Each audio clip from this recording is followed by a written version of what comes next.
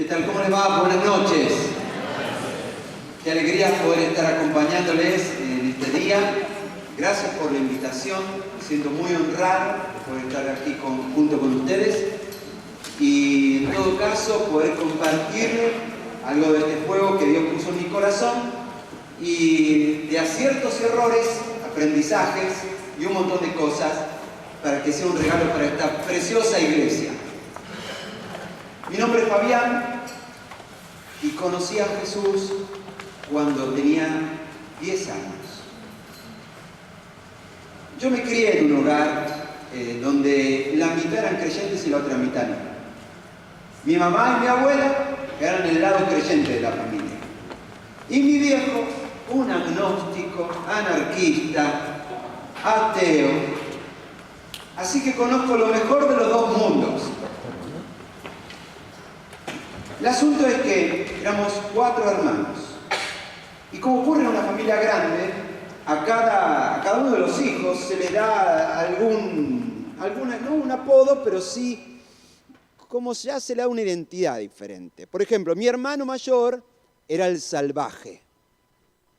Era el que se escapaba por abajo del alambrado y se iba a la casa de los vecinos. Estoy hablando de cosas que de un niño de 5 años, esa edad, ¿no? Como aquel que una vez le pegó un martillazo en la cabeza a la nona. Y un montón de cosas así que algunas les puedo contar, otras no les puedo contar porque quedan dentro de la intimidad de la familia. Pero mi hermano mayor era el salvaje. Yo soy el segundo. Mi hermano menor fue siempre el artista. Él sabe tocar todos los instrumentos. Nunca estudió música. Pero él sabe tocar todos los instrumentos. Pero no es una broma, lo sabe tocar todos los instrumentos. Y no solamente eso, él fabrica sus propios instrumentos. Fue director de coro, él es el artista. Él agarra cualquier cosa y hacía arte con ello. Así que a cada uno se le da alguna característica, ¿no es cierto?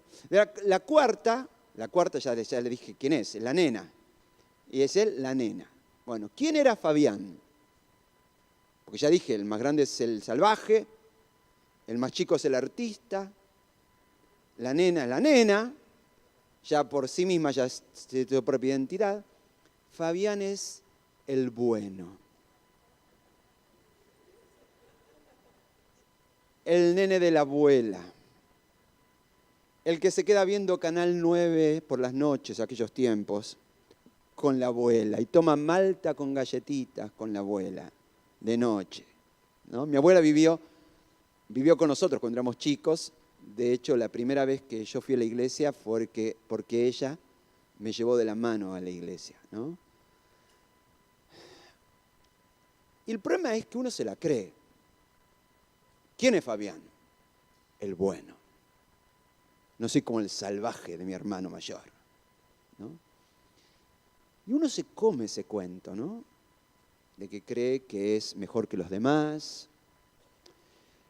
Hasta que un día, teniendo 10, 11 años, fui a un campamento de niños en General Rodríguez y predicaba el pastor don Luis Cereza. Y entonces él empezó a hablar de alguien que se llama Jesús y que murió en la cruz por todas nuestras maldades y por todos nuestros pecados. Cuando yo escuché eso dije, por mí no, yo soy el bueno. Y en ese preciso momento, y aunque eso ya pasaron varias décadas de ese día, yo lo recuerdo exactamente como si hubiera sido ayer. Hoy en día lo digo así porque en el momento no lo comprendía, pero sé lo que pasó. El Espíritu de Dios empezó una conversación conmigo. Me dijo, ¿vos sos el bueno? Y me hizo ver delante de mis propios ojos mi orgullo, mi soberbia, mi egoísmo. Por todo eso, Jesús tuvo que morir por vos en la cruz. El pastor seguía hablando, pero yo estaba escuchando otra voz que hablaba en mi corazón. Y cuando el pastor dijo, ¿quién aquí está listo y desea recibir a Jesús para que sea su Salvador? Yo en ese momento, mi mente elaboró esta respuesta que a pesar de tener 11 años, yo la recuerdo exactamente como el día que sucedió. Si Jesús murió por mí de esa manera en la cruz, yo no puedo menos que vivir el resto de mi vida para Él. Y cuando menos me vi, estaba allí levantando la mano.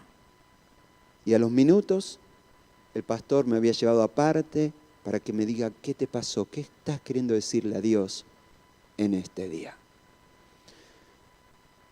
Nunca estuve en la cárcel,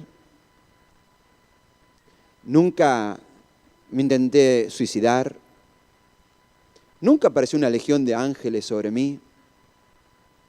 No tengo si me están esperando para contar esa clase de historias, eligieron a la persona equivocada. Pero ese día fue el día más importante de mi vida. Yo no estaría aquí si lo que pasó esa noche en un campamento de niños no hubiera sucedido. Ese día yo tuve un encuentro que cambió mi vida para siempre.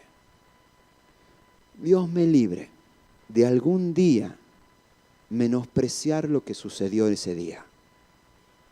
Porque para mí ese es el milagro más grande que existe. El milagro más grande que Dios hace no es sanar una enfermedad.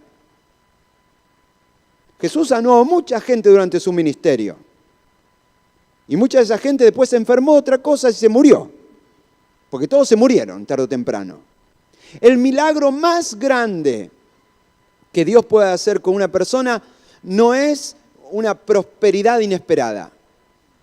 Y Dios puede hacerlo, no digo que no pueda hacerlo o no le guste hacerlo, pero no es el milagro más grande.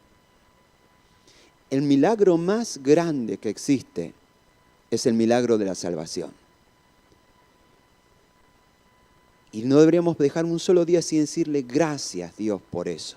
La salud va y viene, el dinero va y viene, pero ni lo alto, ni lo bajo, ni lo profundo, ni nada creado puede separarme del amor de Dios que es en Cristo Jesús. Ahora, yo doy gracias a Dios y doy gracias...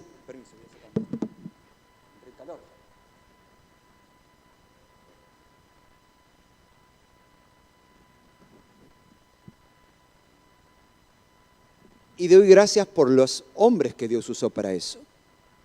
Porque sin duda que todo lo que mi abuela hizo, lo que ese pastor hizo, si el milagro más grande que existe es la experiencia de la salvación, no hay ministerio más grande que guiar a una persona a los pies de Cristo.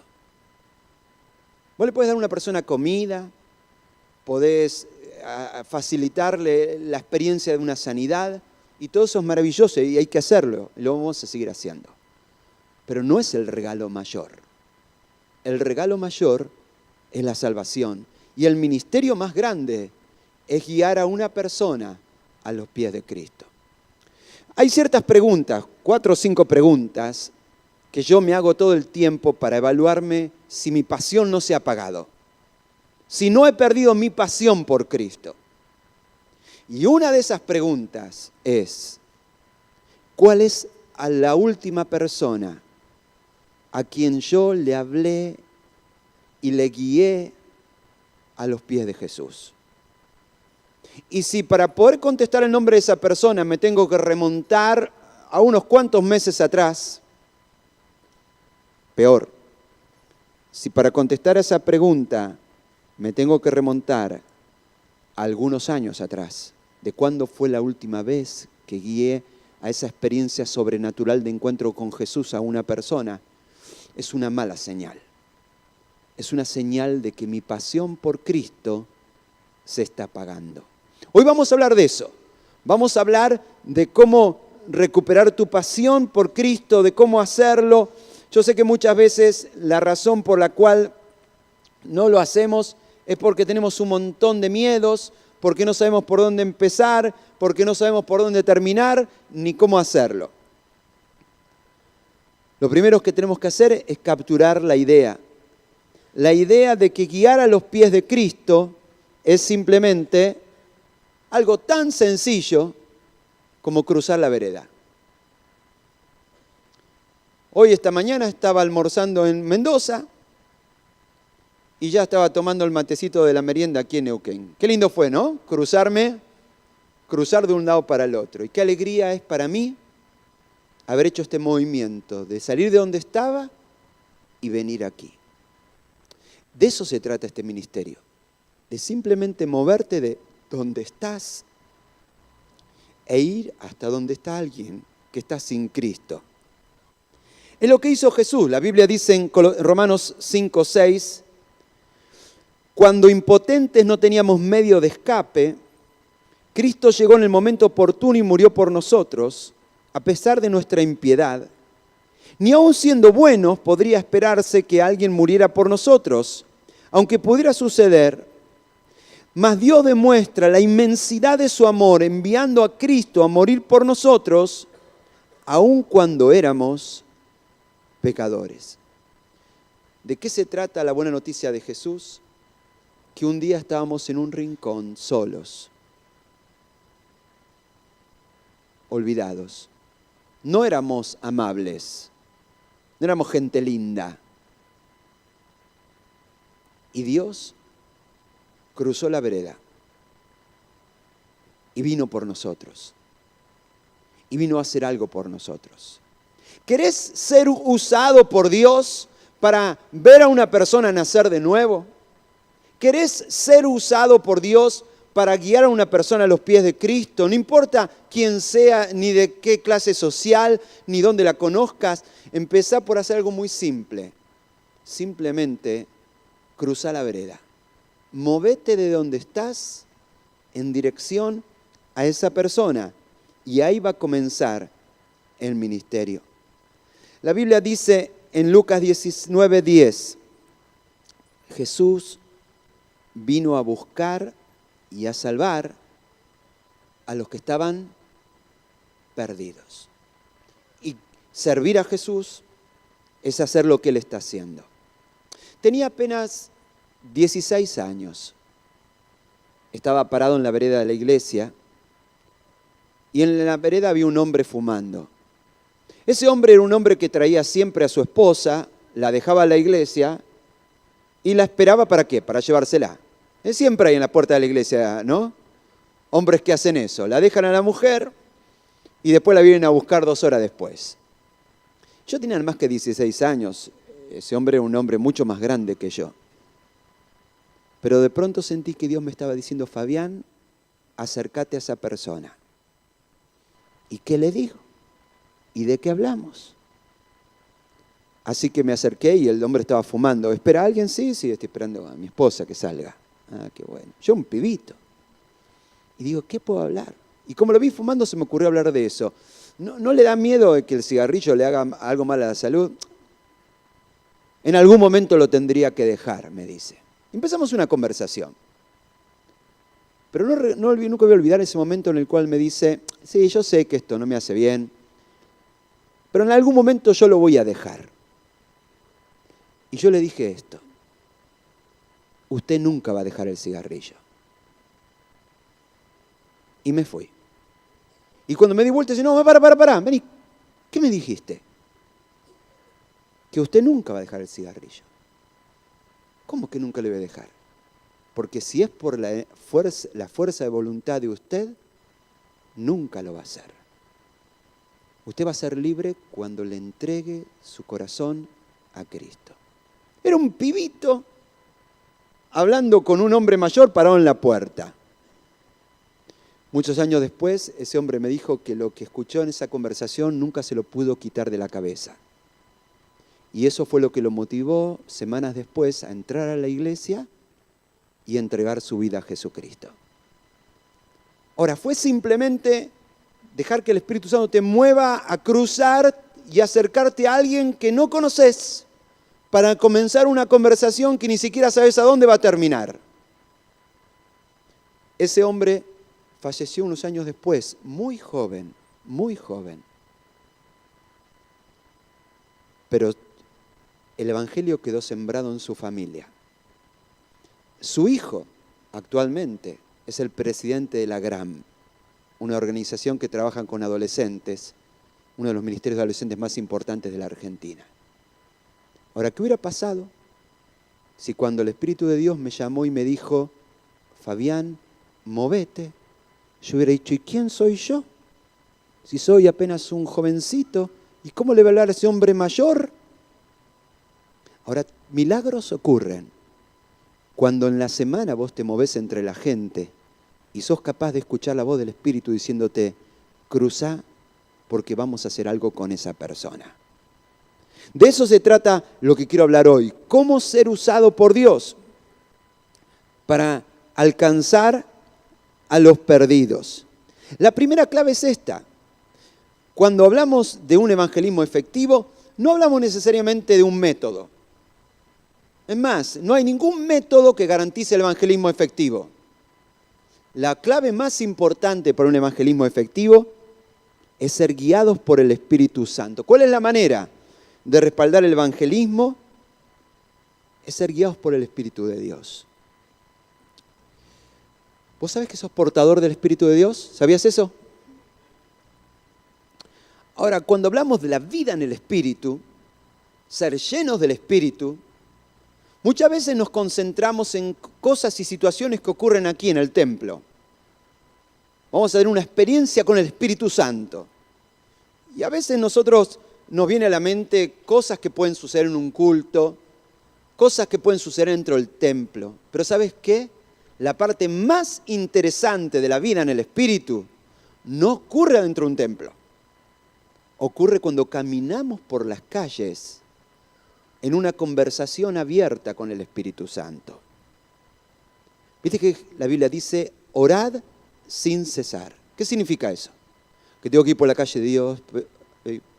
Ay, no, esto no era. ¿Cómo es? ¿Significa que tengo que andar con los ojos cerrados por la calle caminando? No. ¿Sabes lo que significa orar sin cesar? Significa entrar a tu escuela y decir, Espíritu de Dios, aquí estamos. ¿Qué tenés preparado para hoy? Es entrar a tu familia hoy cuando regreses a la noche de este lugar y quizás no todo en tu familia vienen a la iglesia y decir, Dios, ¿de qué manera podrías usarme para que esto que está pasando en mi familia cambie? Es que una persona se te ponga a hablar en la calle y mientras esta persona te empieza a hablar, vos puedes decir, Espíritu de Dios, ¿cuál es la historia detrás de esta persona? ¿Y qué estás queriendo hacer? Si hay algo que es la parte más linda de la vida en el Espíritu, es que nosotros salgamos a la calle con una conversación abierta con el Espíritu de Dios. Entrar a un lugar y decir, Dios, ¿qué estás haciendo en este lugar? Vos sabés que cuando nosotros somos sellados con el Espíritu Santo, no hay nada que pueda revertir eso. ¿Sabías eso, no? Yo no sé qué creen en esta iglesia, perdón, hay cosas que tengo que haber preguntado antes de hablar. Yo no creo que la salvación se pierda. ¿Usted cree que la salvación se pierde? Yo no. Ahora, ¿sabes una de las razones fundamentales por las cuales sé que la salvación no se pierde? Porque cuando uno experimenta una verdadera experiencia de salvación, uno es sellado con el Espíritu Santo. Uno pasa a ser templo del Espíritu Santo. Uno experimenta el derramamiento del Espíritu Santo. Uno es renacido, regenerado por el Espíritu Santo. Ahora, la única manera que yo pierda mi salvación sería que todo eso que sucedió el día que me convertí, haber sido sellado por el Espíritu, regenerado por el Espíritu, habitado por el Espíritu, todo eso se revirtiese. Es decir, que el Espíritu Santo saliera de mi vida y ya no estuviera más conmigo. Ahora, qué curioso, en todo el Nuevo Testamento no hay ni una sola indicación de que algo pueda suceder que haga que el Espíritu con que alguna vez fui sellado sea parte de mí. Podemos contristar al Espíritu, ¿sí o no? Podemos apagar al Espíritu, pero nada nos puede separar del amor de Dios que es en Cristo Jesús. Entonces, somos portadores del Espíritu Santo. No se va a ir nunca de nosotros, pero sí podemos apagarlo. Y yo digo, ¿qué significa esto de apagar el Espíritu? Y yo a veces veo que funciona así en algunas personas. Vienen el domingo a la iglesia y dice, Señor, aquí estoy, listo para que me des tu palabra. Entonces prenden, ¿no? Y viven todo el culto y escuchan la prédica y cuando termina la celebración, esto estuvo buenísimo, y apagan. Y después salen a la calle sin tener ninguna otra conversación con el Espíritu Santo hasta el otro fin de semana. ¿Cuál es la clave para el evangelismo? No apagues al Espíritu. Mantén una conversación abierta y permanente con el Espíritu Santo. Porque la clave para el evangelismo efectivo no es un método, no es una estrategia, es muy simple, lo que dice en Gálatas 5:25. Dice así, si el Espíritu nos da vida, andemos guiados por el Espíritu Santo. Y el Espíritu Santo a veces te va a decir, es hora de que hables, y a veces el Espíritu Santo te va a decir, no hables. El Espíritu Santo te va a decir, hasta aquí llegamos hoy, y esta era tu parte. Entonces lo principal es mantener una conversación abierta con el Espíritu Santo. ¿Sabes lo que cambiaría? Si mañana, o mejor dicho, ¿qué día es hoy? No sé ni qué día es. Si mañana cuando entres a tu trabajo, mires a todos tus compañeros y digas, Señor, ¿qué vas a hacer hoy aquí en este lugar?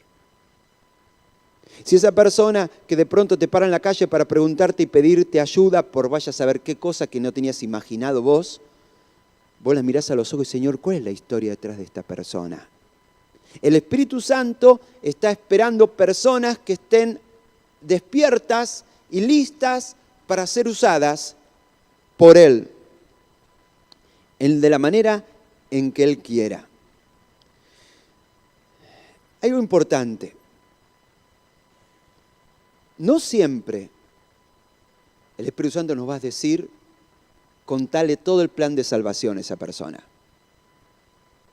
A veces el Espíritu Santo nos va a decir, solamente hacerle saber que Dios le ama.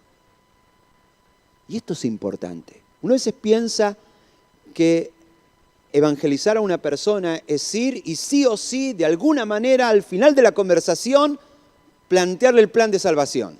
Las 4 leyes espirituales, el camino romano o como te lo hayan explicado. Pero no es eso. A veces el Espíritu Santo va a decirte simplemente hacerle saber que Dios no lo condena. Nada más que eso. Mirá, te voy a contar una historia. Cuando yo llegué a mi vecindario, me mudé hace poco a mi nueva casa, hace unos 6, 7 años, una de las cosas que decidí es cumplir con el segundo gran mandamiento. ¿Cuál es el segundo gran mandamiento? A tu prójimo. ¿Y qué es un prójimo? ¿Usted usa la palabra prójimo en el lenguaje habitual? A ver, sí, ¿cómo andas prójimo? ¿Dónde están los prójimos? Ya es una palabra que ya no se usa, ¿o no?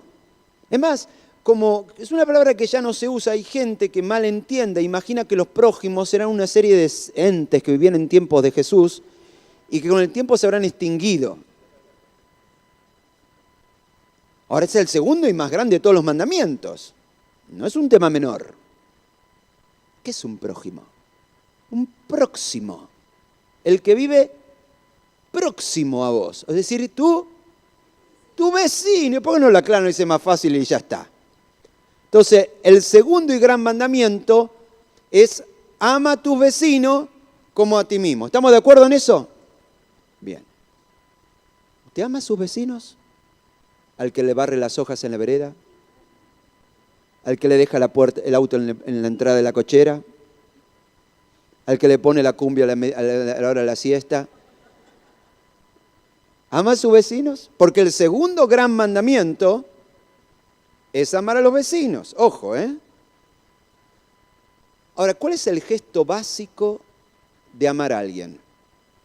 ¿Por dónde se empezaría?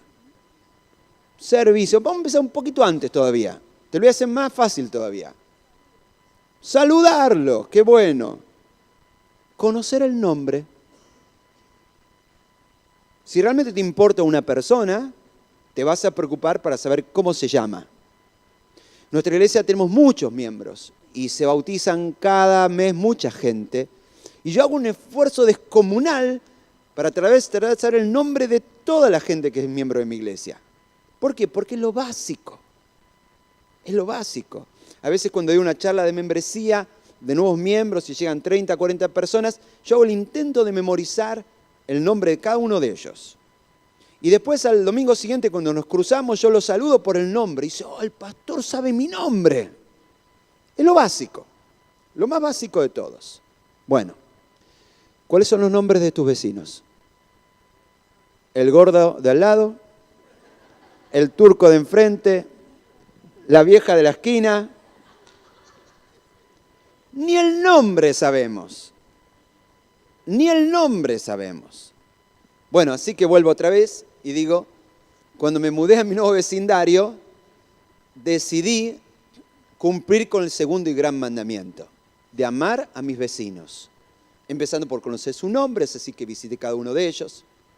Mis vecinos que están a mi derecha, Jorge y Nancy, que no tienen hijos, han tenido siempre dificultades para tener hijos, que tuvieron una crisis y estuvieron separados, y gracias a Dios desde hace 4 meses volvieron a reunirse otra vez.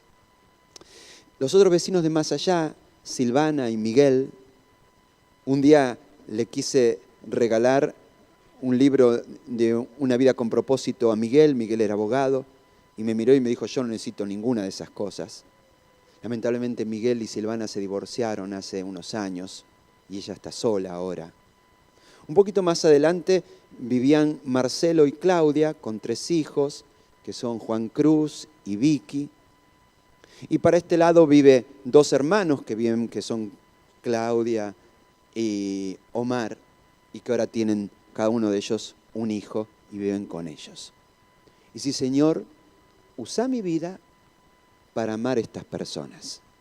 Y comenzamos a orar por estas personas y a hacer lo que nos decía recién Horacio, servirles. Hay un viejo librito que yo leí hace muchos años, que a lo mejor alguno de ustedes leyó, y que daba la mejor síntesis de qué es el amor, que yo he escuchado jamás. Un libro que hablaba del evangelismo, se llama Círculos Concéntricos de Evangelización o de Oración, no me acuerdo cómo era. ¿Quién lo leyó ese libro? Nadie, no importa. O no se está seguro si es el que leyó o no, no importa. Y este hombre dijo así, amar es satisfacer necesidades. Entonces comencé a hacer eso con mis vecinos. Si veía que se le escapaba el perro, le agarraba el perro, se daba de vuelta, se veía que era madrugada y no le arrancaba el auto, salir a empujar el auto, prestarle mis cables. Amar a mis vecinos. Y porque los amaba, tenía el privilegio de, en todo caso, poder hablarles algo de Jesús. Así que cada vez que había alguna oportunidad, algún evento que hacíamos en el auditorio de la ciudad, yo iba y los invitaba. Los invitaba a todos los años, y todos los años rebotaba como pelotita de ping-pong.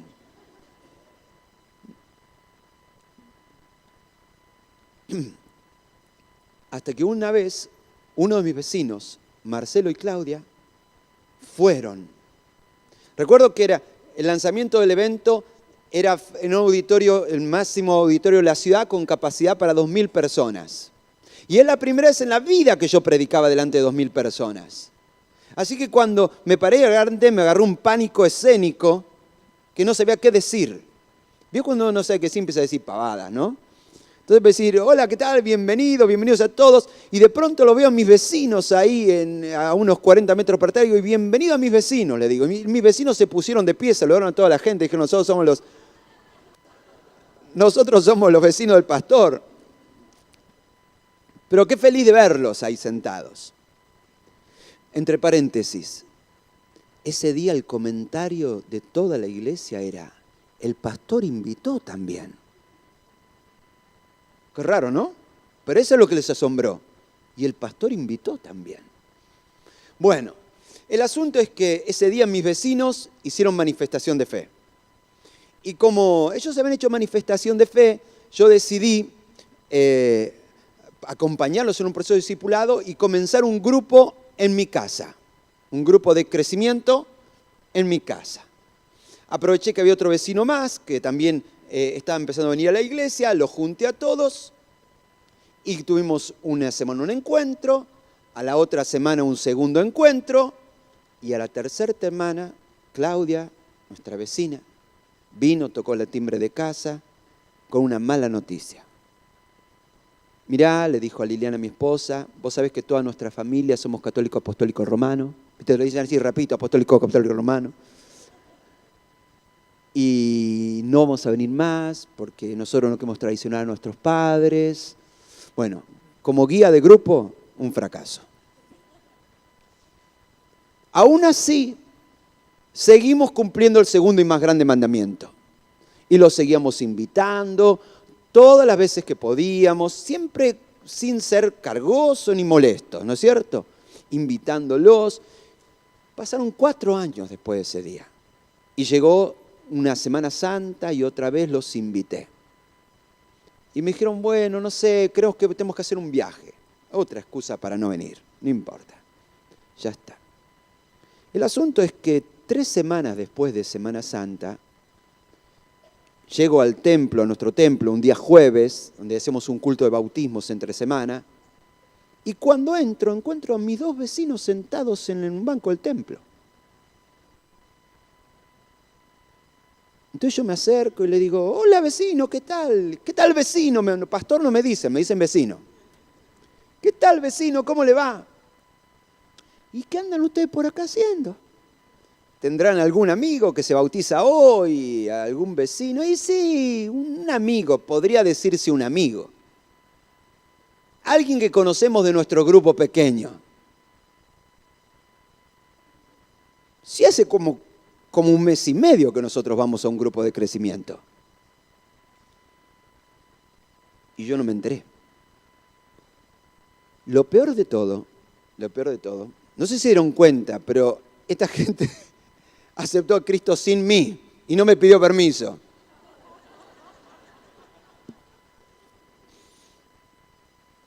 Después te voy a contar qué pasó y cómo ocurrió. El asunto es que en nuestra iglesia todos los grupos de crecimiento hacen cada 2 meses algo que llamamos una fiesta Mateo. ¿Qué hizo Mateo cuando conoció a Jesús? Invitó a tus amigos a una gran fiesta. Eso es así, ¿no es cierto?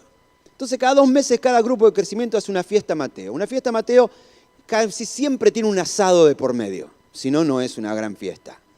Pero a veces puede ser hasta una fiesta de disfraces, puede ser una fiesta de karaoke, una fiesta en la cual invitan a todos sus amigos y con la oportunidad de que en algún momento le presenten algo y hablen de Jesús. ¿Sí? Nada más que eso, nada invasivo, nada de caerles con un sermón, no.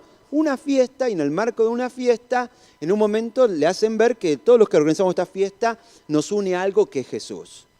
Cosa que la gente se pregunta, ¿pero esta gente quién es? ¿Que la pasa bien, se divierte? El asunto es que a la semana yo llego a mi casa, un 1 de mayo, justo el día que habíamos dicho que todos los grupos pequeños tenían que hacer su fiesta Mateo. Y veo ahí en la casa de mi vecino un montón de autos estacionados. Y cuando yo miro todos los autos, eran todos miembros de mi iglesia. Y al rato yo veo que el olorcito sale por ahí, porque tenemos patio todos. Y ni me invitaron siquiera. ¿Qué pasó con Marcelo y Claudia? Que ese día que yo los invité para Semana Santa, ellos decidieron hacer un viaje a Chile. Como Jonás, en la dirección contraria, ¿no? Y cuando estaban cruzando la frontera, tuvieron un problema serio con su auto que se les rompió. Y una familia cumplió con el segundo gran mandamiento. Una familia se ocupó de ayudarlos, llevarlos hasta su casa en Chile, alojarlos, ayudarles a reparar su auto. Y el día domingo le dijeron, miren, si quieren quedarse en casa, quédense en casa, pero nosotros vamos a ir a la iglesia. ¿Vienen con nosotros? Y ese día, ellos 2, aunque no tenían previsto hacerlo, terminaron en una iglesia. Y ese día dijeron, ¿quién es esta gente que nos rodea y no nos deja en paz? Que nos persigue por todas partes. ¿Y por qué son así? Que nos siguen amando a pesar de todo. Que nos siguen teniendo paciencia a pesar de todo, a pesar que los rechazamos. ¿Quién es esta gente? ¿Y quién es el Jesús que tienen?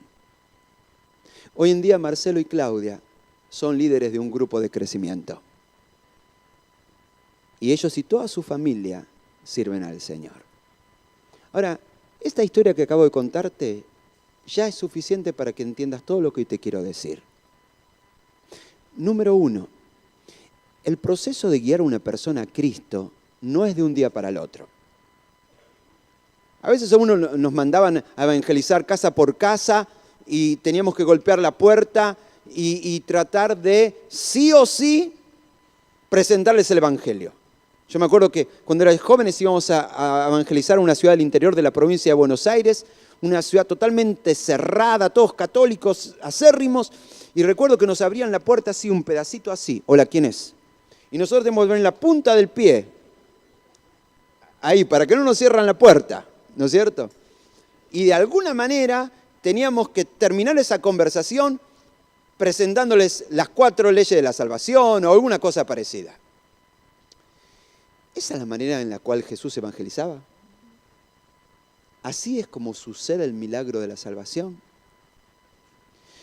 Un autor, William Fay, hizo un estudio. En ese estudio le preguntó a todas las personas que estaban en una iglesia que traten de hacer memoria de antes de aceptar a Cristo, ¿cuántas personas le habían hablado de Jesucristo antes de que finalmente tomara la decisión de seguirle? El promedio es que al menos 7 personas le hablan de Jesucristo a una persona antes de que esta persona tome una decisión por él. ¿Se entiende?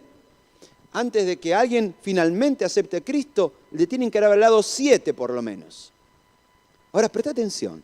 Cuando vos estás caminando por la calle, guiado por el Espíritu Santo, y el Espíritu Santo te guía a tener una conversación con alguien, vos no sos si sos el primero en la vida que le habla, si sos el tercero, si sos el cuarto, o si sos el que tiene el privilegio de ser el séptimo, el que levanta la cosecha. Ahora, ¿cuántos de los 7 fueron exitosos? Los 7. Entonces, evangelizar no es algo de un día para el otro, sino que es un proceso en el cual Dios va a usar a muchas personas, no a una sola persona. ¿Cómo es que Marcelo y Claudia terminaron en un grupo de crecimiento de mi iglesia? Cuando ellos volvieron de Chile, recordaron que cuando no eran mis vecinos, sino cuando alquilaban otra casa en otro lugar de la ciudad, ellos se hicieron amigos de una familia de cristianos, que son Carlitos y Yemima. Y ellos decidieron ir a la casa de ellos con hablar y empezaron a ir a ese grupo pequeño. Dios usa mucha gente, no a una persona. Y mi parte puede ser pequeña, pero siempre es importante. Imaginemos que una persona está lejos de Dios a -10. ¿Sí? Imaginemos una especie de recta, que tenemos una persona que conoce a Cristo y una persona que está lejos de Cristo. Y esa persona está 10 pasos lejos de Jesús. Quizás el Espíritu Santo me moviliza a acercarme a esta persona solo para moverla de aquí a aquí. Y nada más. Y yo tengo que ser dócil al Espíritu Santo para saber hasta aquí llegamos. Cuando estuve de vacaciones este verano, estábamos haciendo un viaje en bote por el mar y un matrimonio se pegó a nosotros, a Liliana y a mí, empezamos una conversación. Nos divertimos todo el viaje. Todo el viaje, fue un viaje en el cual fuimos a ver los delfines, bueno, varias cosas. El asunto es que en un momento surge la pregunta, ¿a usted qué se dedica? ¿Usted qué se dedica? El hombre era diseñador gráfico, editor de una de las revistas estas de frivolidades que se llama Pronto, ¿sí? Él es el diseñador de esa revista. Y en un momento me pregunta, ¿y usted qué se dedica? A mí no me gusta que me hagan esa pregunta, porque ya me vende esa pregunta. Entonces le digo, soy pastor. Y el hombre se con los ojos abiertos como diciendo, pero parece una persona normal.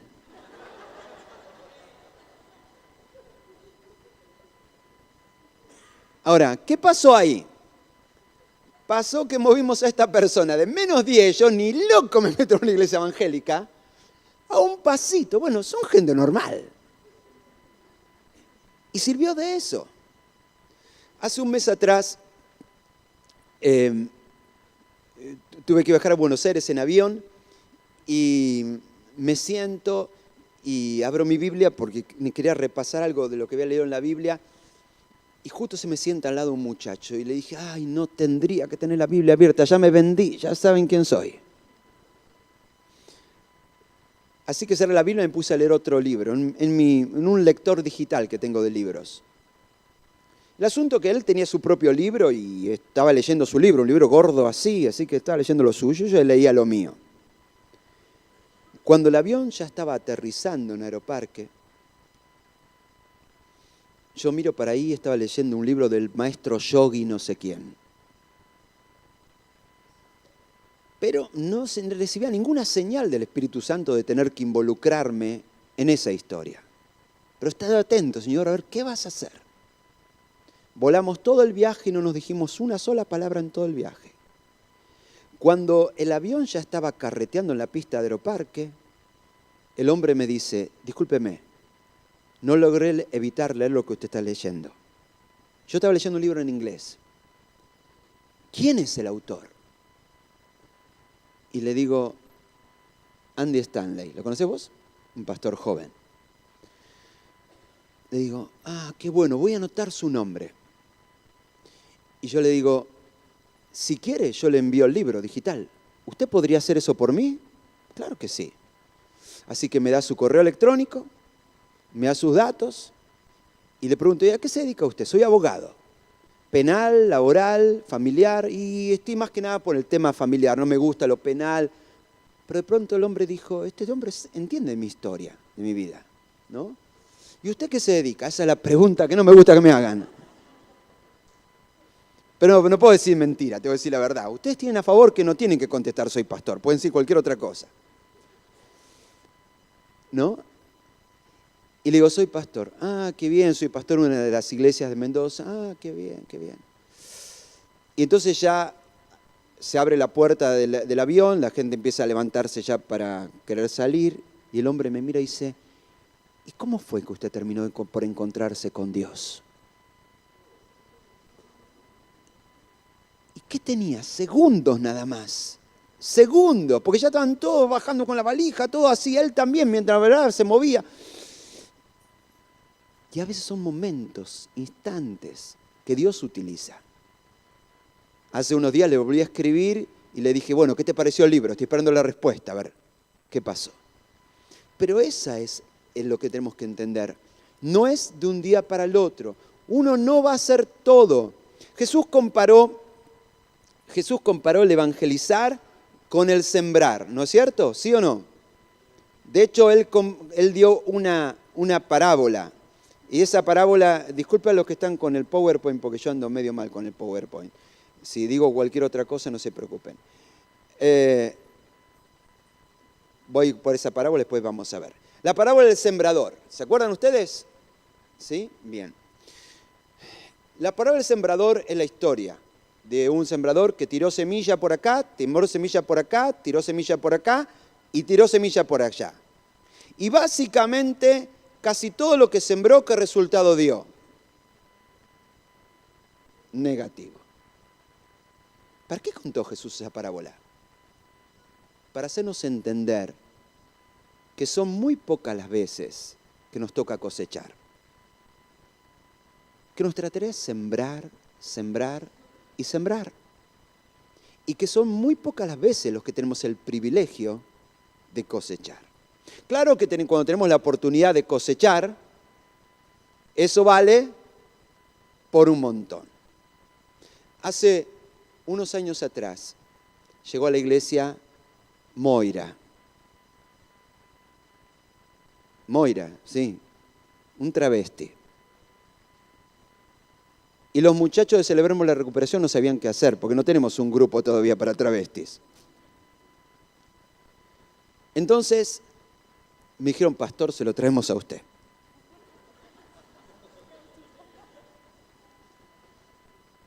Y comenzamos a tener una conversación perfectamente mujer, todo. Era muy difícil hablar más de 5 minutos con él sin tratarla de ella. Porque su voz, todo, hacía 18 años que vivía trasvestido. Y lo único que hice es escucharle.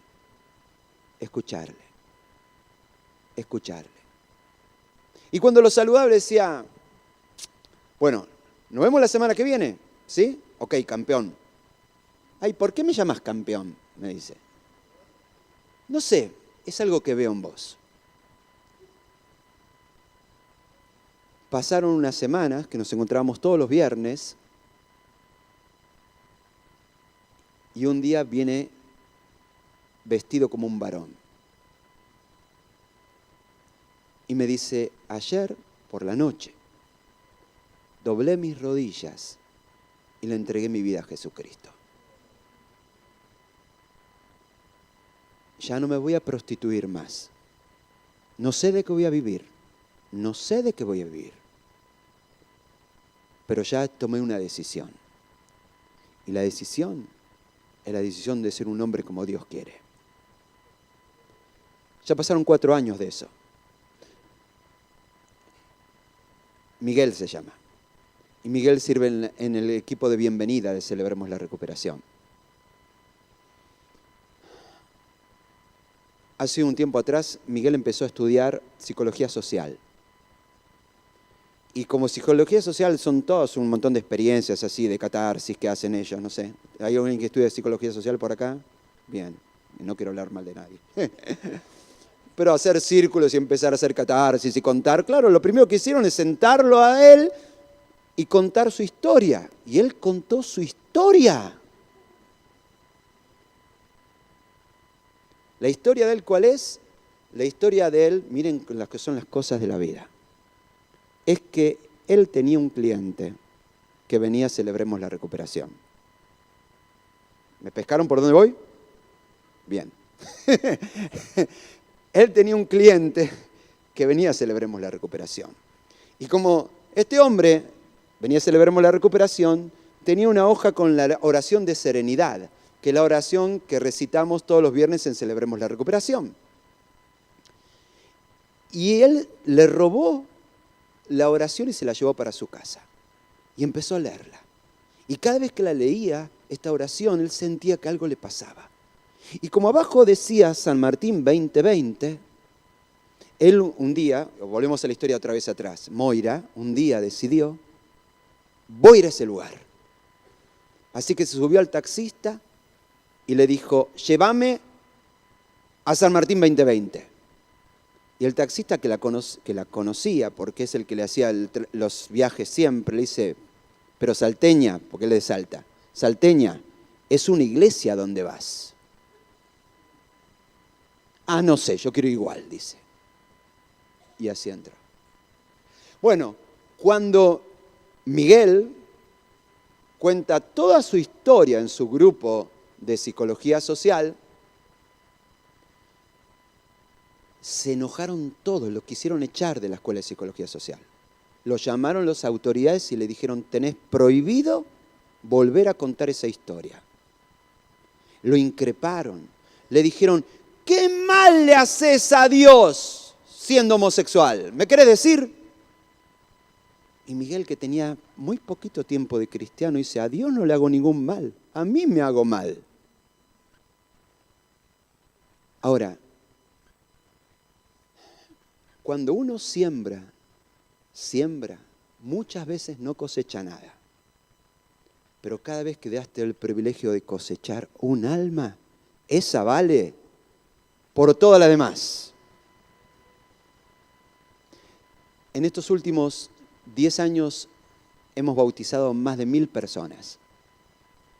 Pero si estos 10 últimos años hubieran sido solo para poder llevar a los pies de Cristo a Marcelo, a Claudia y a Miguel, y solo ellos tres hubieran valido la pena. De eso se trata. Ahora, te voy a dar una clave porque ya no estoy haciendo nada práctico y son demasiadas historias. Viviendo en 3D, a ver, el que está en el Power busca eso porque vamos a hablar de eso nada más. Viviendo en 3D, ahí está. 3 cosas que tenés que hacer. Número 1, desarrollar amistades, involucrarte en la vida de las personas que te rodean.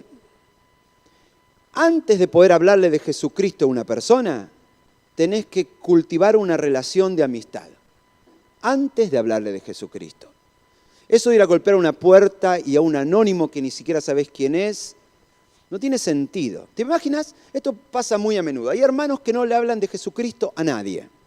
Y de pronto viene un pastor como yo, medio lacrimógeno, y entonces le agarra la culpa a todo el mundo y dice, y mañana voy y le voy a tener que ir a abrir a mi compañero de trabajo de Jesús. Así que se cruzan a la oficina de al lado, lo miran al compañero de trabajo y decirme, te quiero hacer una pregunta. Si hoy murieras, ¿a dónde irías? ¿Al cielo o al infierno?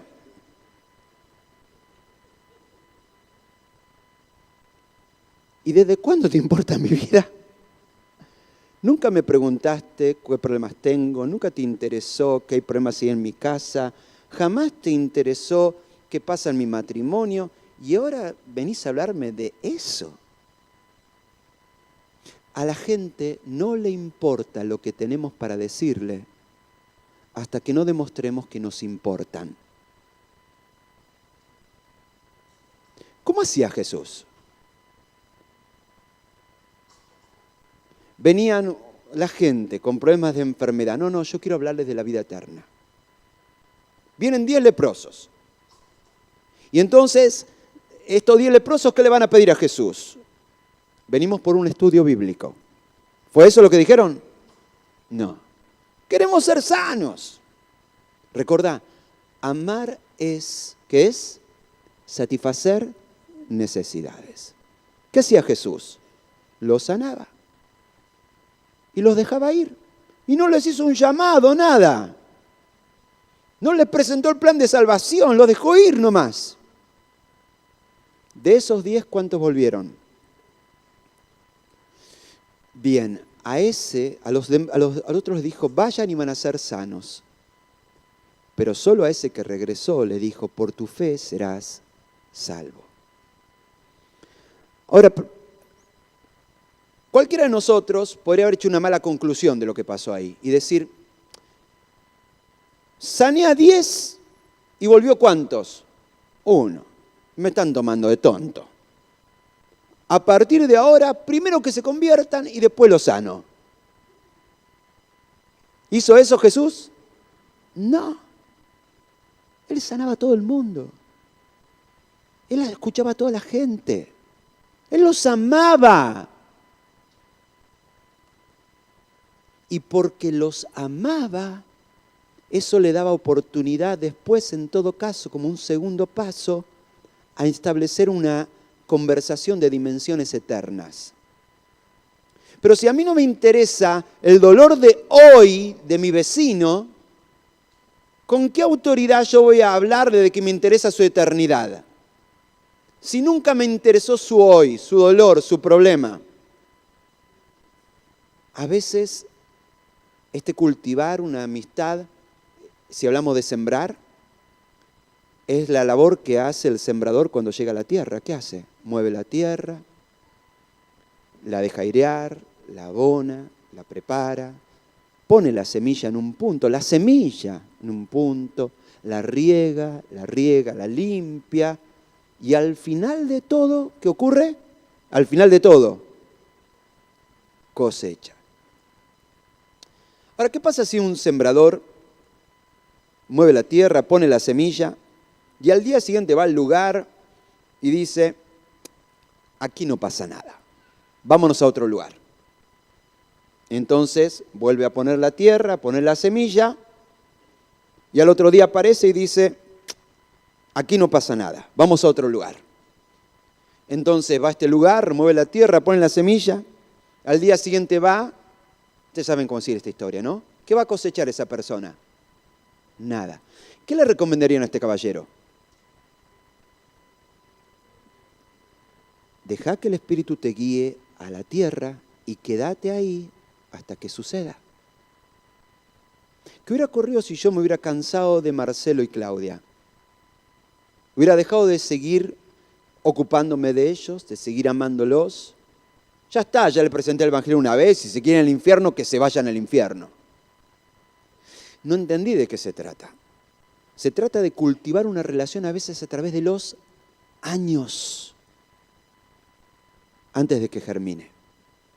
En el secundario a mí me resultó muy difícil tener amigos. Yo sufrí lo que hoy se llamaría mucho bullying en mi secundaria. Cosas horribles que son incontables en público, son las cosas a las cuales yo estuve expuesto en la secundaria.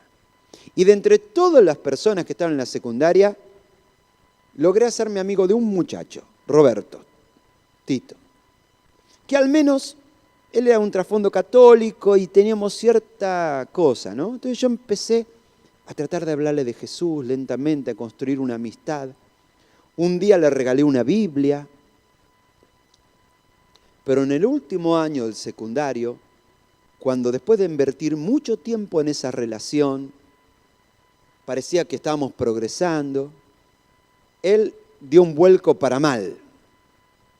Él me cortó el rostro, como se dice hoy en día, no quiso ser maná conmigo y se asoció con lo peor del curso. Recuerdo que la última visita que le hice en su casa, había pegado un cartel en la biblioteca de su habitación, justo en la biblioteca, al lado de la Biblia que le había regalado, y decía, la virginidad es una enfermedad, aquí se vacuna. Una cosa así. Esa cosa grosera que dicen los varones. No fue ningún chiste, bueno, no importa. Y el muchacho echó su vida a perder en esa onda de voy a ser hombre de golpe. Dejó embarazada a una chica que no amaba, se casó con ella por obligación y se divorció a los 2 años. Y todo lo que alguna vez hablábamos de sus futuros, de sus sueños, sus proyectos, quedaron en la nada y él desapareció de escena y nunca más lo volví a ver, jamás. Hasta 10 años después. 10 años después yo ya era pastor en una iglesia en el interior de la provincia de Buenos Aires y recibo una llamada desde La Pampa, el día de mi cumpleaños. Y cuando levanto el teléfono me dice, soy Tito. ¿Qué Tito? Tito, tu compañero de la secundaria.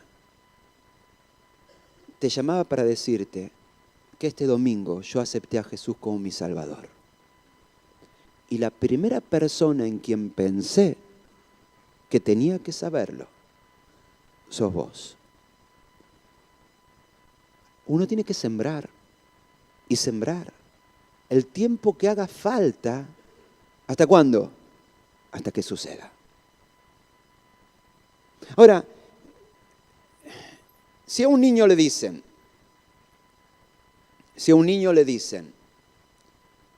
vamos a hacer una germinación. ¿Hicieron una germinación en la escuela alguna vez? La maestra le dice, te ponemos un frasco, un papel secante, una cosa húmeda y una semillita y ahí va a salir algo. Entonces el niño lleva con orgullo ese frasco y lo pone arriba de la heladera en la casa. Y al otro día le dice a la mamá, mamá, no hay nada, tranquilo, ya va a aparecer. Y el niñito ansioso, mete el dedito y saca la semilla. Pero está igual que ayer, la vuelve a meter. Y al otro día le dice, mamá, no pasa nada. Tranquilo, ya va a pasar. Y el nene sin que vea la mamá, vuelve a meter el dedito, vuelve a sacar la semilla, pero a esta semilla no le pasa nada. Y hace esto, no sé, algo parecido durante 15 días. ¿Qué va a ocurrir? ¿Qué va a ocurrir? Se va a pudrir esa semilla, no va a pasar nada. A veces nosotros tenemos que entender también ser dóciles al Espíritu Santo. Y entender de que no podemos cosechar en un día.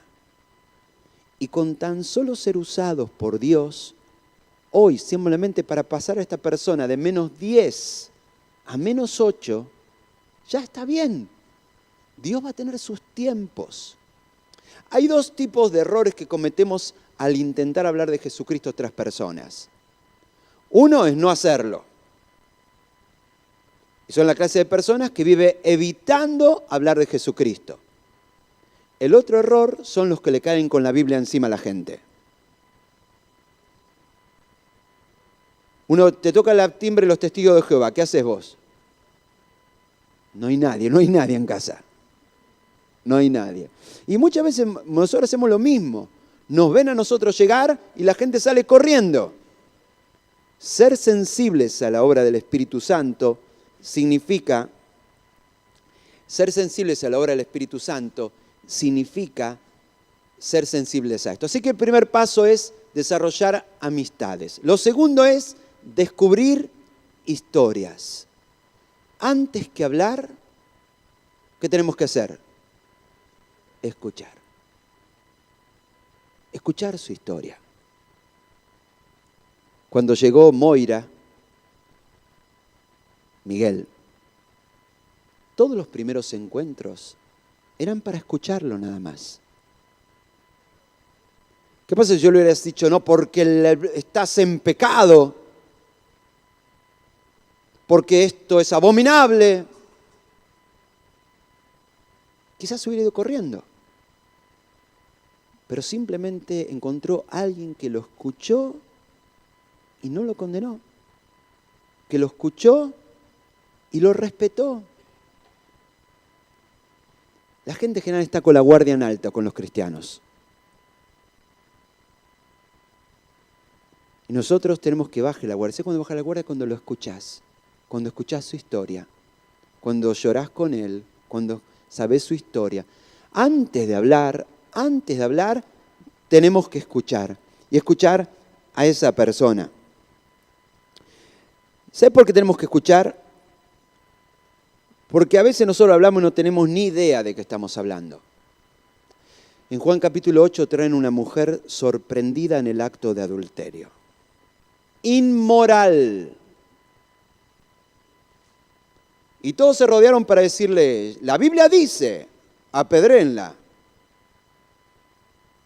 Y Jesús dice, bueno, si lo vamos a hacer, al menos hagámoslo ordenadamente, hagan una fila.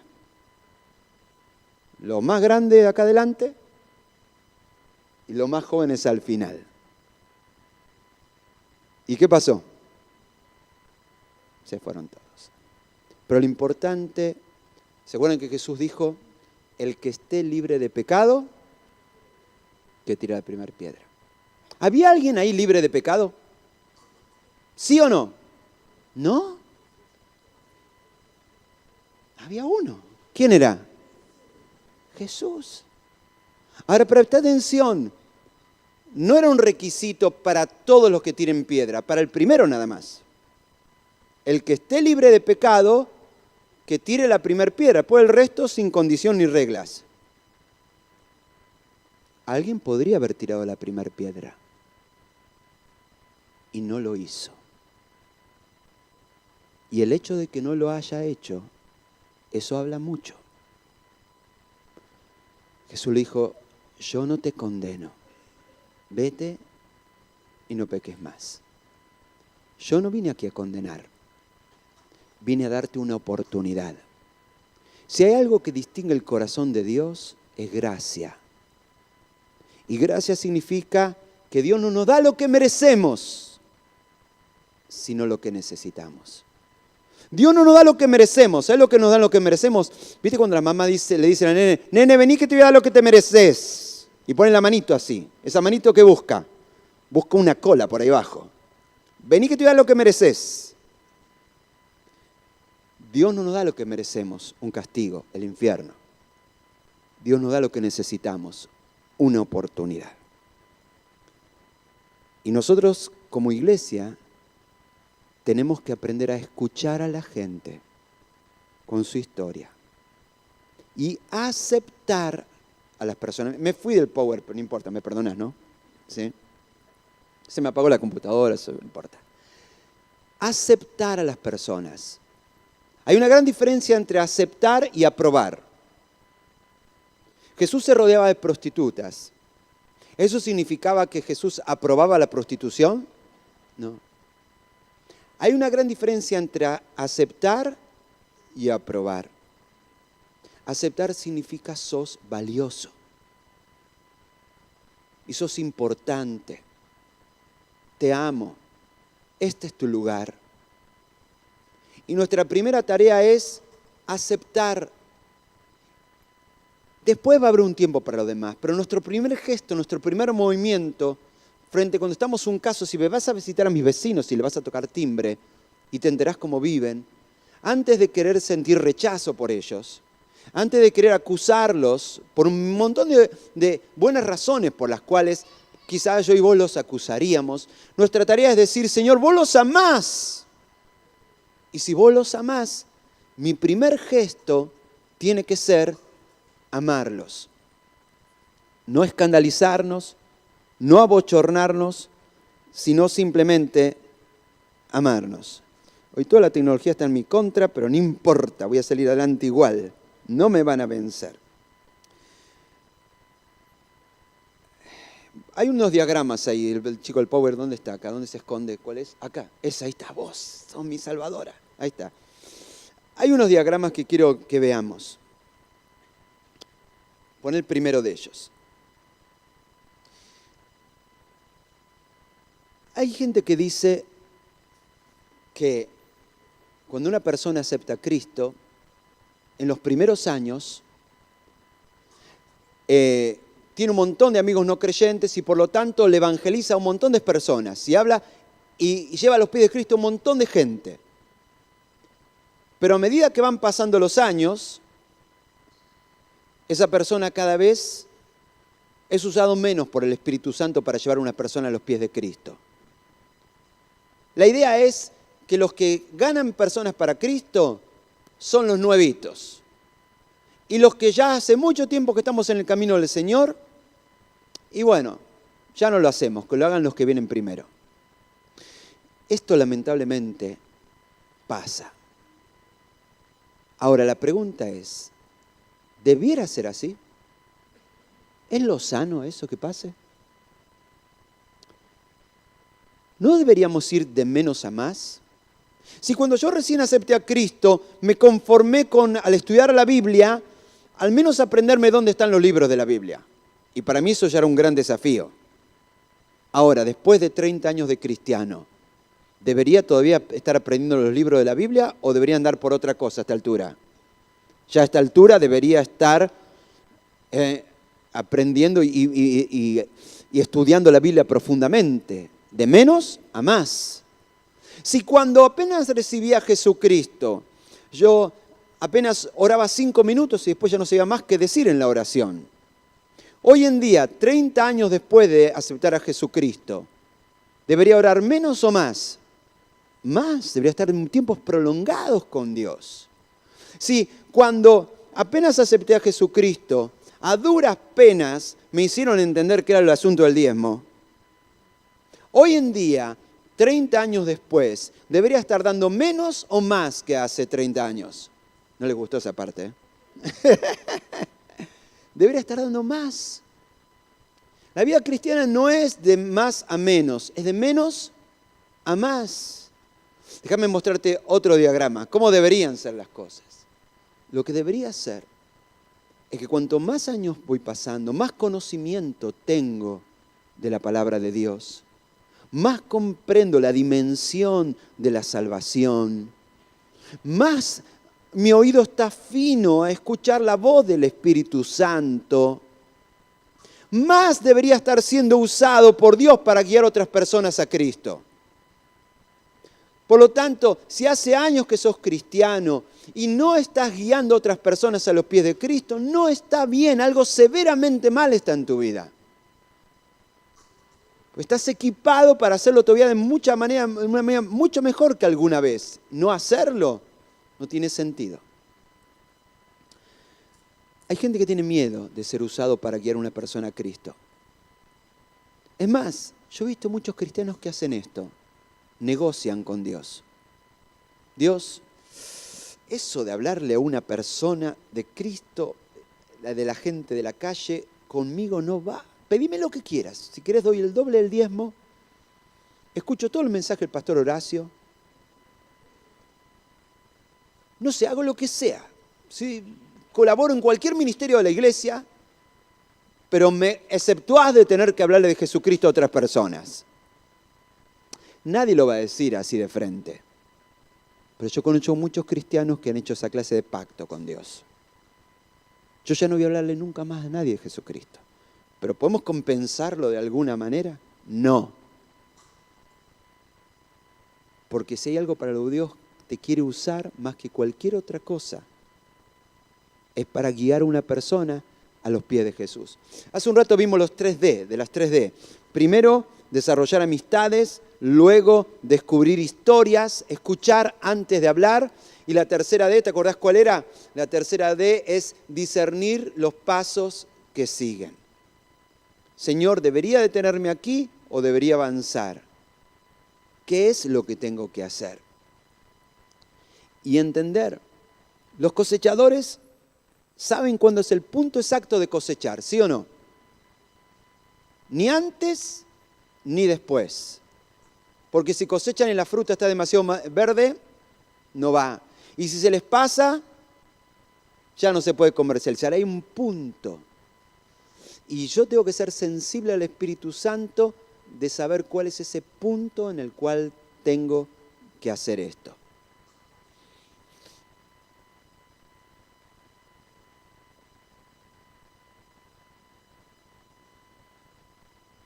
¿Quedan 20 minutos? ¿Así es? ¿Sí? Más o menos. 25. Muy bien.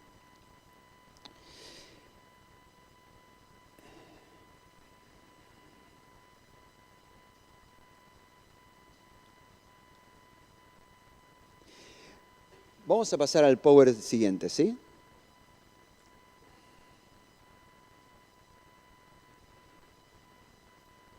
Dios quiere levantar una iglesia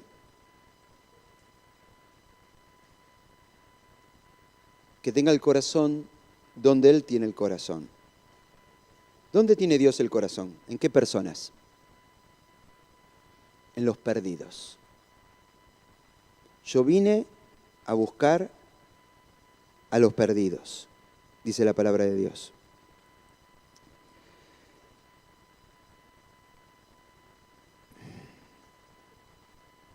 ¿Y sabes cuál es a veces el principal impedimento para que Dios lo pueda lograr? Yo y vos.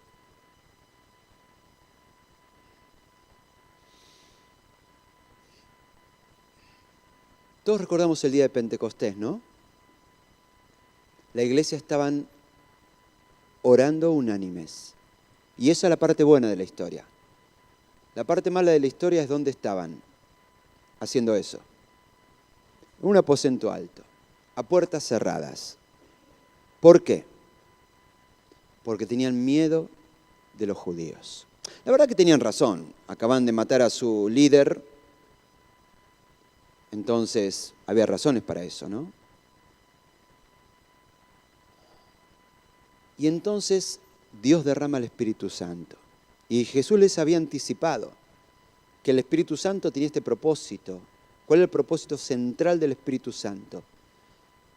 Cuando reciban, recibirán poder. ¿Poder para qué?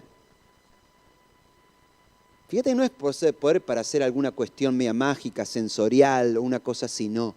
Poder para ser testigos. ¿Y qué hace el Espíritu Santo? Dice en Hechos capítulo 2, toma a la iglesia que estaba ahí reunida y la saca a la calle. ¿Lo sabemos por qué? Porque todos sabemos que minutos después 3.000 personas habrían de escuchar el mensaje y 3.000 personas habrían de bautizarse ese día. Obviamente que esas 3.000 no escucharon el Evangelio dentro del aposento alto porque no podrían entrar. Aunque la Biblia no dice con claridad, pero evidentemente hay un cambio de ubicación. Yo no sé si es que algunos, viste que cayeron lenguas como de fuego y alguien gritó ¡fuego! Y todos se evacuaron, no sé cómo fue la cosa. Pero lo que sí sé es que estaban todos encerrados y lo primero que se ocupó de hacer el Espíritu Santo es sacarlos de su encierro y ponerlos en la calle. Presta atención. Esto es lo que quiso hacer el Espíritu Santo. Sacar a la iglesia de su encierro y ponerla de cara a la gente. Luego el Espíritu Santo les dio un don carismático, especial. ¿Cuál es ese don? ¿Cuál don? El don de lenguas. Y ahí nació el chisme. Todo el mundo dice que nació el chisme ahí. No. Y no era cualquier género de lenguas. Eran idiomas. Cada uno se sorprendía ¿de qué? De que escuchaba el Evangelio en su lengua materna. Así que el Espíritu Santo hizo dos cosas. Número uno, sacó a la iglesia de su encierro. Y número dos, puso a la iglesia, capacitó a la iglesia para hablar a la gente en el lenguaje de la gente. ¿Sabes qué? El Espíritu Santo todavía sigue insistiendo en tratar de hacer exactamente esas dos cosas. En sacar a la iglesia de su encierro, de verse el ombligo. Pastor, hoy no recibí nada. ¿Te imaginas si después que predicó Pedro y 3.000 se convirtieron, uno de los que habían estado originalmente en el aposento alto se acerca y dice, ¿sabes qué, Pedro? Todo lo que predicaste ya lo sé. Hoy no recibí nada. ¿Qué le hubiera dicho Pedro? Es que no era para vos, número uno. Segundo, vos no estás para recibir, estás para dar. Hermanos, estamos para dar, no para recibir. Entonces, y lo segundo es que capacitó a la iglesia para hablar a la gente en el lenguaje de la gente. El Espíritu Santo sigue intentando hacer la misma cosa. Uno de los errores más graves de la iglesia a lo largo de su historia es hablar en un idioma que la gente no entiende. Por ejemplo, hasta hace unos años atrás, las misas, ¿en qué idioma se hacían? En latín. En la iglesia evangélica no se habla en latín. ¿No? ¿No? No hablamos en latín, pero hablamos una cosa que... Imagínate si finalmente tu vecino de 2 casas, el doctor, ese tan buen hombre que siempre decimos que lo único que le falta es ser cristiano. No, es todo lo que le falta, pero no importa. Viene el domingo a la iglesia y nunca pisó una iglesia de estas, de las nuestras. Y el que está en el frente se para, el que dice, oh moradora de Sión, levántate y resplandece, adoremos al Cordero. ¿Qué entendió? Nada, nada. ¿Se acuerdan que dijo Pablo en 1 Corintios 14? Prefiero hablar una palabra que se entienda que 1000 que no se entiendan. Lo que les sorprendió a la gente el día de Pentecostés es que nos hablan en nuestra lengua materna. Yo tengo muchos amigos que estuvieron conmigo en el seminario y cuando nos juntamos, che, ¿cómo andás? Bien, ¿y vos cómo andás? Bien, vos... Me toca predicar, espera un poquito. Porque tú... Y cuando la gente te escucha hablar así de tú, dice, ¿por qué no habla normal esta persona?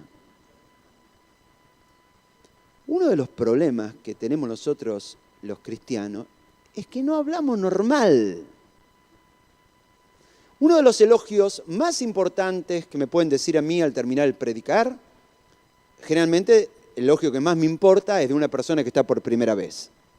Lo que piense doña Hortensia, ya está, no importa, ya estamos fritos, no tenemos salvación por ese lado. Pero lo que sí me importa es esa persona que hoy está aquí por primera vez. ¿Y sabes cuál es el más lindo elogio? ¿Sabe qué, pastor? Le entendí. Así de simple. Y Dios está esperando, el Espíritu Santo quiere llenarnos para que hablemos en lenguas. Y seamos capaces, a todos ustedes, de hablar en neuquino. Para hablar a la gente en el idioma de la gente. Bueno, la Biblia dice que Jesús vino a salvar a los perdidos. Voy a hacer esta última meditación y con esto termino. ¿Quiénes son los perdidos? ¿Quiénes son los perdidos? ¿De qué perdido estamos hablando? En Lucas capítulo 15 hay 3 parábolas que ustedes las conocen. La oveja perdida, la moneda perdida y el hijo perdido. Y las 3 parábolas más o menos terminan igual. Hay fiesta en el cielo, ¿cuándo? Cuando 100 creyentes cantan bonito. Hay fiesta en el cielo cuando tenemos una noche de sensaciones. ¿Tampoco? Ayúdame mi memoria, me falla la memoria. Hay fiesta en el cielo cuando recogemos una gran ofrenda. Tampoco, no le invoco. Hay fiesta en el cielo cuando un pecador se arrepiente. ¿Les gustaría que el próximo fin de semana aquí en este lugar haya una fiesta? Sí, pero una fiesta espiritual, grande, importante. ¿Qué tiene que suceder? Podemos haber 100 creyentes cantando bonito, Podemos tener una noche de sensaciones. Pero los ángeles dicen, para nosotros eso no es fiesta. Fiesta es cuando una persona que hasta ayer no conocía a Cristo, hoy le abraza como su Salvador. Ahora, si es próximo fin de semana va a haber una fiesta espiritual en este lugar, eso tiene que suceder. Si no, no es fiesta. Ahora, si eso va a suceder, es porque alguno de ustedes lo trajo. ¿Les gustaría que el próximo fin de semana haya una fiesta espiritual en este lugar? Entonces no vengas con las manos vacías. Vení de la mano de un amigo. Hermano, ¿cuándo fue la última vez que atravesaste esa puerta de la mano de un amigo? Porque eso habla todo de tu vida espiritual. No me importa si sos pastor, sos líder, la chapa que tengas. ¿Cuándo fue la última vez que atravesaste esa puerta de la mano de un amigo? Porque si va a haber una fiesta, la tenemos que hacer todos. Vayan detrás de los cercos y exíjales que entren. Quiero que mi casa se llene, dijo Jesucristo. Ahora, para hacer rapidito esto, en Lucas capítulo 15, Jesús comenta 3 parábolas. La de la moneda perdida, la de la oveja perdida y la del hijo perdido. Ahora estas 3 parábolas en realidad nos hablan de 4 grupos de personas perdidas. Son 3 parábolas, pastor. Sí. Pero hablan de 4 grupos de personas perdidas. ¿Quiénes son estas personas perdidas a quien Dios ama intensamente y quiere ver de regreso a su corazón? Número 1, los que ni siquiera saben que hay un camino. La primera parábola es la parábola de la moneda perdida. Como no tengo tiempo ni la voy a leer, la leen ustedes en casa. Ahora les pregunto una cosa. Una moneda, ¿sabe que está perdida? ¿Puede hacer algo para remediar su situación? ¿Hay algo que pueda hacer? No, está irremediablemente perdida. Y lo peor de todo, ni siquiera sabe que está perdida.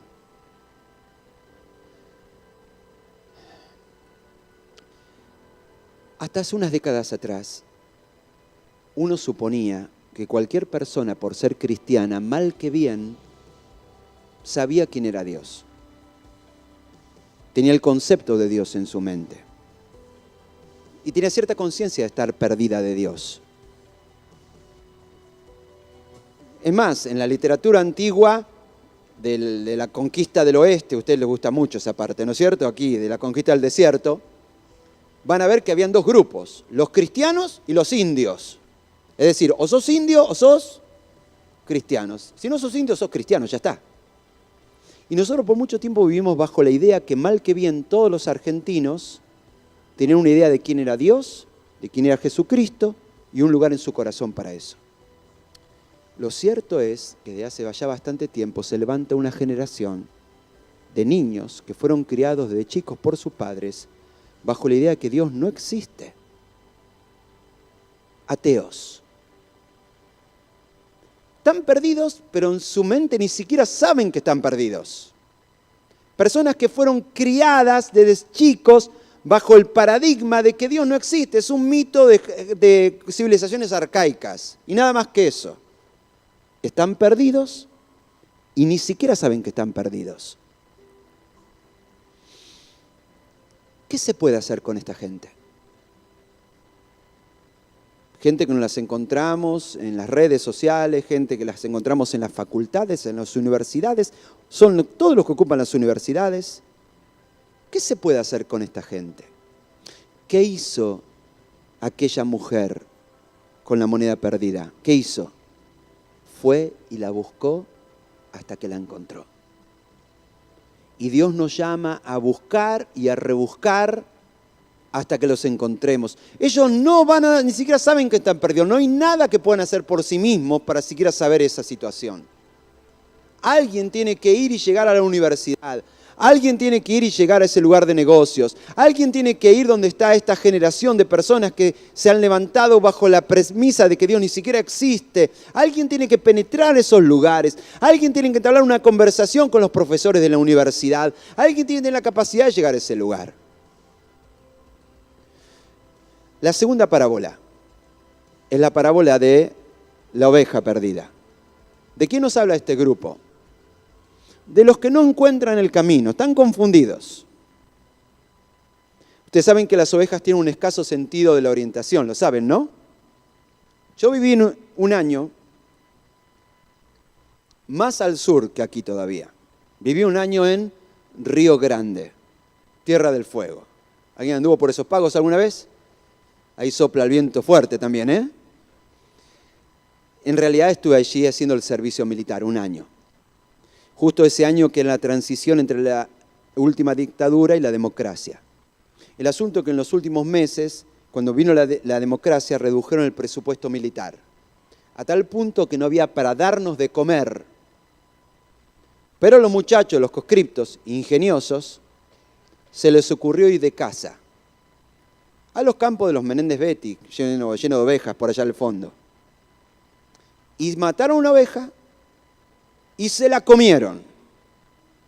Al otro día, toda la base aeronaval estaba inundada de ovejas. Se habían metido dentro de la base naval. Todas ovejas por todas partes. Y los encaramos y dijimos, muchachos, ¿qué hicieron? Nosotros matamos una sola. La que tenía la campanita acá.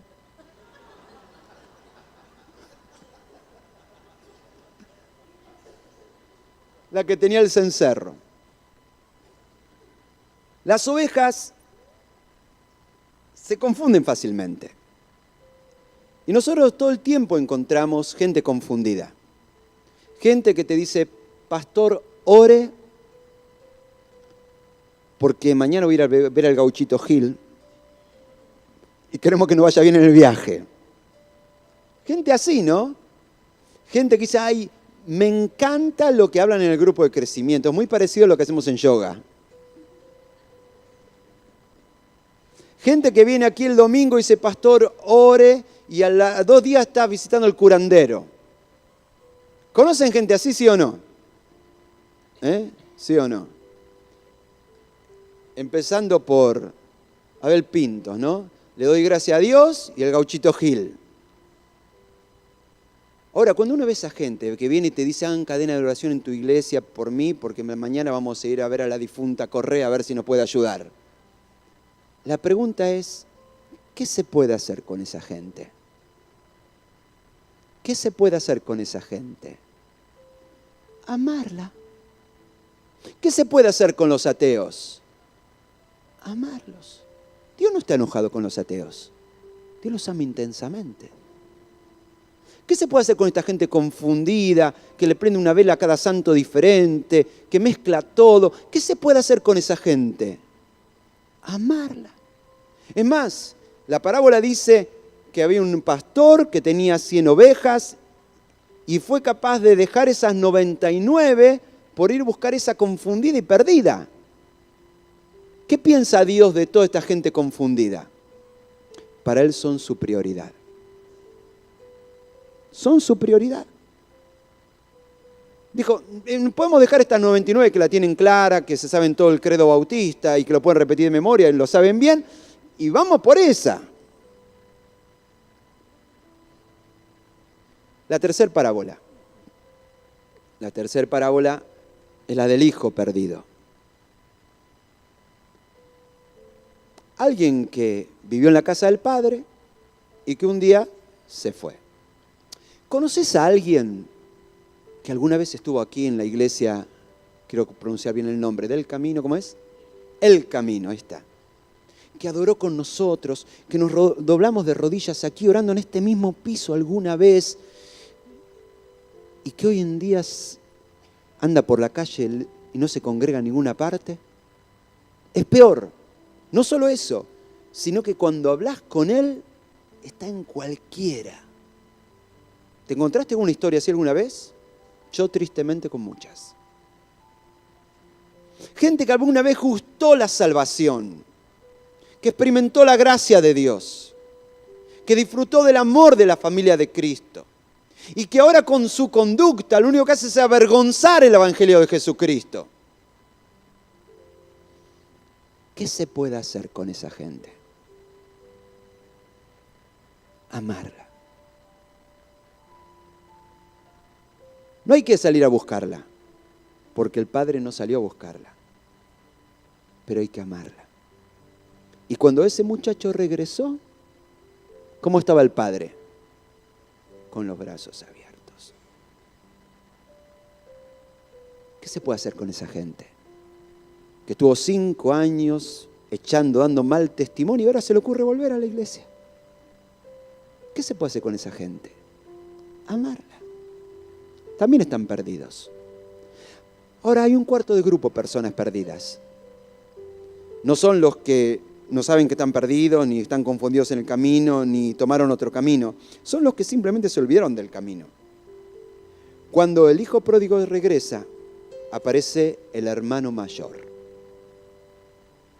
Y el hermano mayor, cuando se entera de la fiesta, ¿cómo se pone? Mal. ¿Cómo puede ser? Ahora dejan entrar a travestis a la iglesia. Una locura.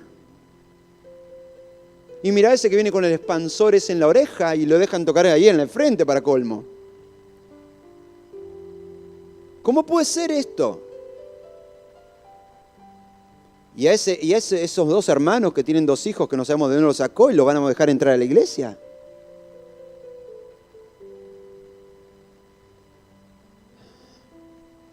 Y hay gente que en vez de celebrar la fiesta de un alma ganada para Cristo, se opone.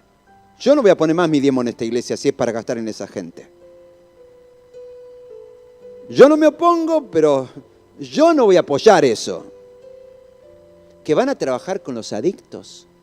No. Yo no apoyo eso. ¿Qué se puede hacer con esa gente? Amarla. Y dice que el padre salió afuera a la fiesta y habló con el hermano mayor. ¿Y qué le dijo? Le rogaba que entrara. No te quedes afuera. Te conviertes en un amargo. La fiesta está de este lado, no de ese lado. No te quedes afuera de la fiesta. Entrá a la fiesta de los que entendieron que el valor más importante es un alma que para ganar por Cristo. A los que salen a la calle diciendo, Espíritu de Dios, mostrame a quién tenés preparado hoy para que de alguna manera lo toque con tu amor. A los que son capaces de abrazar al que sería fácil de despreciar. Y Jesús tenía la habilidad de abrazar a los fáciles de despreciar. En los 2 abanicos de la escala social. A los más pobres, que hoy en día cuando vemos a esos barrios de gente pobre, marginal, ¿qué decimos? Son todos unos chorros. O a esos otros que eran los publicanos, los que la juntaban en pala la plata, ¿no?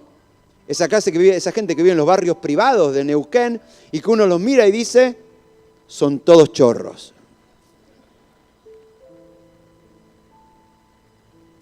A esa gente fácil de despreciar, Jesús las abrazaba.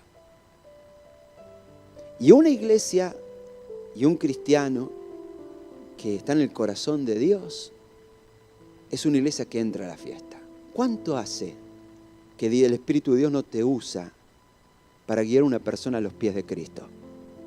¿Cuánto hace que no entras por esa puerta un domingo de la mano de un amigo? Le decís al pastor Horacio, Horacio, pastor, él es mi amiga, él es mi amigo.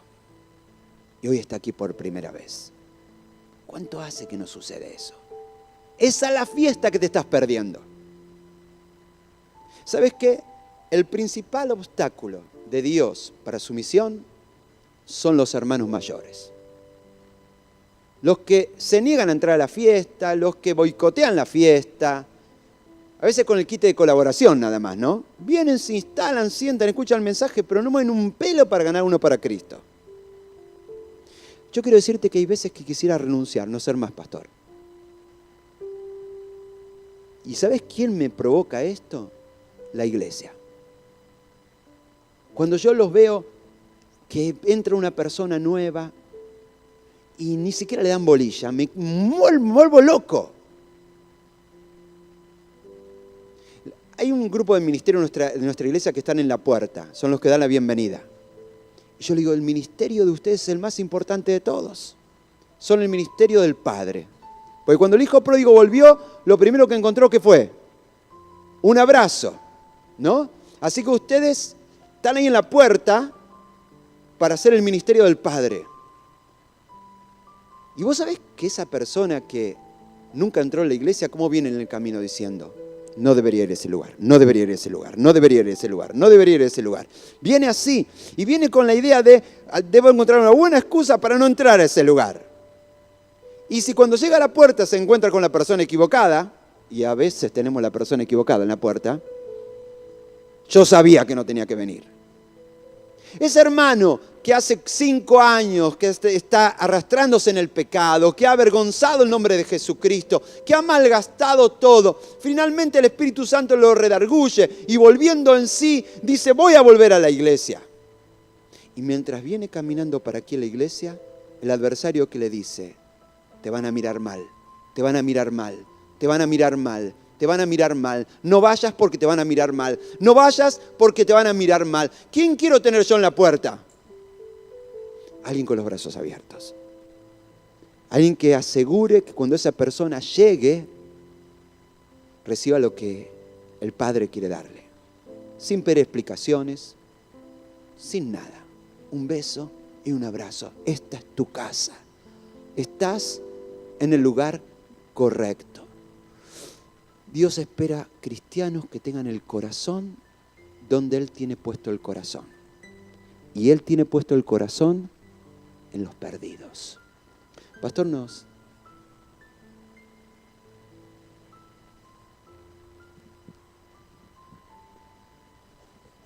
Qué buen momento para pasarme el micrófono. ¿Cómo sigo ahora? Bueno, acá todos estamos en un ministerio, todos somos líderes. Así que cierren los ojos y respóndanle al Padre lo que Él les haya demandado esta noche.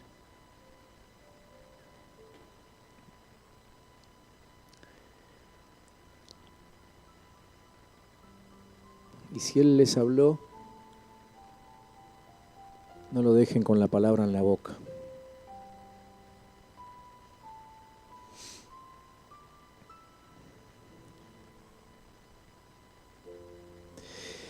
Y creo que si algo hace el Padre no solamente es hablar, sino además hablar en un sentido tan práctico, porque estoy casi seguro que a la mayoría de nosotros nos puso la foto de alguien en la cabeza, ¿no? Quizá de un vecino, quizá de un compañero de trabajo, de estudio, o quizá de alguien que, como en esta última parte dijo el pastor, se fue y está queriendo volver.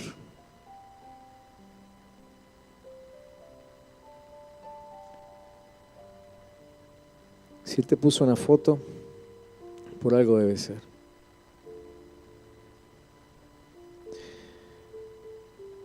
Yo tomo la delantera y si alguno quiere hacerlo conmigo, hágalo ahora. Pero yo en el nombre de Jesús renuncio al espíritu de hermano mayor.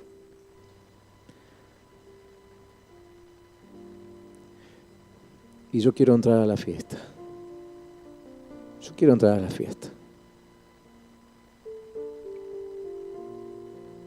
Y si la puerta está abierta, me voy a zambullir de cabeza. Pero quiero estar ahí adentro. Yo quiero festejar con el Padre, quiero festejar con los ángeles. Y quiero hacerlo cada fin de semana. Quiero hacerlo cada día. Papá, en el nombre de Jesús, aquel que nos enseñó cómo amar, cómo satisfacer necesidades. En el nombre de Él oramos para que venga sobre nosotros el Espíritu del Padre. Renunciamos al espíritu de hijo mayor, de hermano mayor. Ese no lo queremos, pero queremos el Espíritu del Padre. Queremos el espíritu del que espera con los brazos abiertos. Queremos el espíritu del que sale afuera a hacer entrar al que debería estar adentro. Señor, ahora, ¿cómo lo vamos a hacer? Señor, la verdad que has puesto en nosotros una mente tan creativa para tantas cosas. Somos rápidos para hablar, somos rápidos para contestar. Se nos ocurren cosas increíbles. Salimos de las crisis, entramos en otra, volvemos a salir. Señor, si tanta creatividad tenemos para las cosas diarias, ahora en el nombre de Jesús declaramos que vamos a usar la creatividad para atraer a aquellos que deberían estar adentro. En el nombre de Jesús. Hoy habilitamos la creatividad para evangelizar, para predicar, para discipular, para buscar lo que se había perdido, lo que está perdido todavía. Señor, si no tenemos vergüenza para hablar y pelear por nuestros derechos en el banco, delante de la casa de gobierno, hoy vamos a hablar salvación. Tampoco tendremos vergüenza y renunciamos a la vergüenza de hablar con nuestro vecino, porque ese es el segundo mandamiento más importante. En el nombre de Jesús asumimos esa responsabilidad. Por sobre todas las cosas, Padre Santo, ministranos de tu amor. Que sea imposible no amar como amas tú. Que sea imposible no tener la compasión que tienes. Que sea imposible no ser misericordioso como lo fuiste y como lo seguís siendo, aún con nosotros mismos, que estando adentro todavía tenemos nuestras testarudeces. En el nombre de Jesús, ministranos para ser pacientes y esperar el momento adecuado de la cosecha, pero mientras tanto no dejar de sembrar. No dejar de preparar la tierra, abonar, regar y todo lo que haga falta, esperando el gran momento cuando festejamos con los ángeles. Señor, al irnos de aquí, queremos irnos con el firme propósito de no volver solos